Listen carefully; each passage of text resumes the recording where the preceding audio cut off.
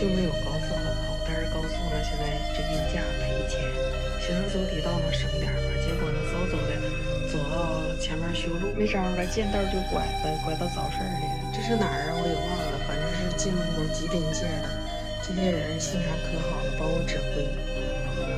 打吧，打，赶紧打！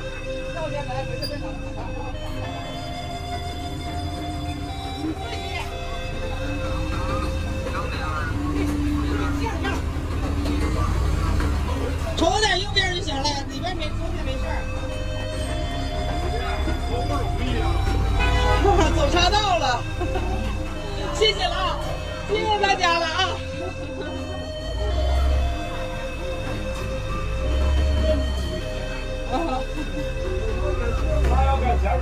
啊，对，也是个老娘们儿，开心。啊，给大家添麻烦了哈。再见，哎。经过几天的折腾，可算是到咱们铁本家了。现日啊？哎呀，完了，行，兄弟啊，这会儿到。好。这几车煤呢，装车时候是给咱们齐齐哈尔的老铁装的，结果走半道呢，咱们这个老铁说的，你先给我送来吧，我这边刚开始开这煤厂着急。我转身又和齐齐哈尔的老铁商量，我说下趟再给你拉行不行？齐齐哈尔的老铁更爽快，他说反正我就相信你了，你啥时候给我拉来都行，别赶上冬的时候我们村里边没有煤烧就行。去年那个使我的煤嘛，一直使的挺好的，今年呢还让我再拉，也不知道是道载还是我技术不行，那边差点没压过弯，我这边呢差点没撞天花板，前后都得顾及到。现在是存煤的旺季，好多老铁还想要煤，想让我给送了，我不能亲自去给送，但是呢，我能在平台上叫车，你就说想要多大块的，我就把煤质给你掌握好。我现在要往这个院里进卸煤，旁边道好有点窄，咱们车有点长，有点甩不过来。收货的老弟更有意思，他说四姐，等你下次再给我送煤的时候，我把这两个墙垛往外挪一挪，这样你进来就好进来。我说你不用挪，我把技术再练好了就没事了。往外走。一进院里边看着大场地，这太牛了，这存煤多好啊，一点损耗都没有，都是水泥板。看这场面啊，来了这么多人卸车，是不是都以为是部里人来卸车？不是，这个货主这老好使，在这村里边这些人全是来帮忙的，爽快人。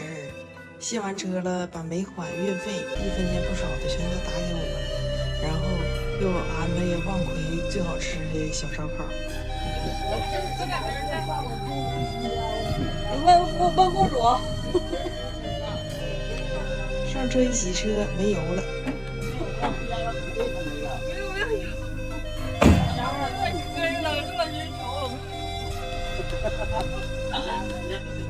几天跑10天呢？3天？正常跑是2天半，昨天晚上装上。我路过加油站的时候，一看那个油价7块5毛多，看太贵了，我就找个便宜点的店家。完了，我寻思这点油啊，差不多能够卸煤的。结果我就跑啊，我说大油箱没有了，小油箱有点，结果就小油箱也见底了。现在大油箱那点油使完了，小油箱这点油不知道能不能出村呢。完了，货主说的没事儿，要不然我回家给你估了1桶油。我说那能行吗？那油那么贵，实在不行我搁那个车上借点，到时候再还呗。也不能管人家要油啊。这煤块看不出来多大，是不是？拳头大小的。我拿个参照物比划一下就好了。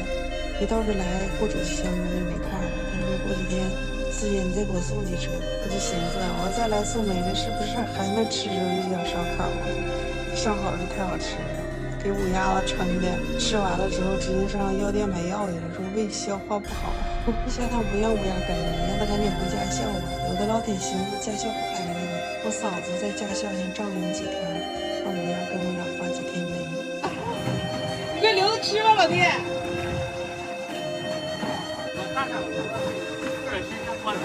哎呀妈，这感动。卸完车抓紧配货，回鄂尔多斯再拉煤。这几天忙着开车赶路、装车、卸车啥的，只不过时间都过